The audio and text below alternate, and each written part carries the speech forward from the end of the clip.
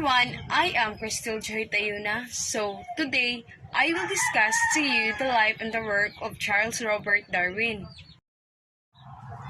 Charles Darwin is famous for his theory of evolution. He changed our concept of the world's creation and its evolution. Johnson 2012 described Darwin as a genius who came from a line of intellectually gifted and wealthy families. He developed his interest in natural history during this time as a student of Shrewsbury School.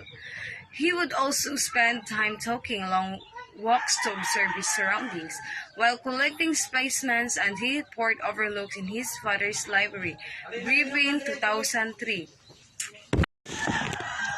Darwin published his book, The Origin of Species, in 1589. This book is considered to be one of the most important works in scientific literature. Darwin collected many significant materials in order to present his theory with overwhelming evidence. His book presented evidence on how species evolved over time and presented traits. According to Johnson, Darwin went to the best schools but was observed to be a mediocre student.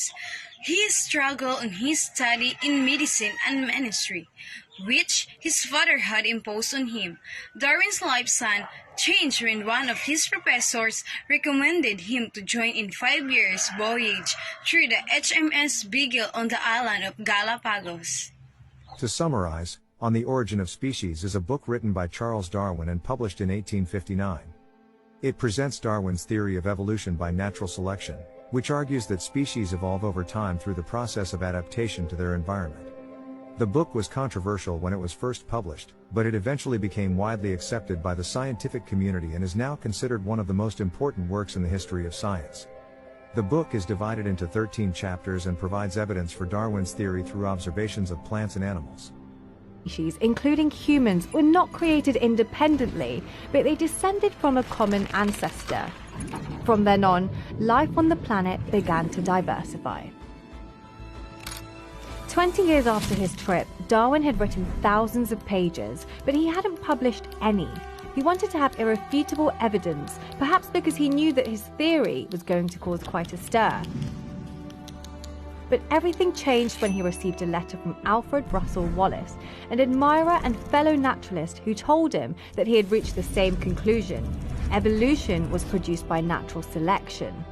Darwin panicked, facing the possibility that Wallace could take sole credit for the theory, so the two naturalists agreed to present a joint letter explaining their findings.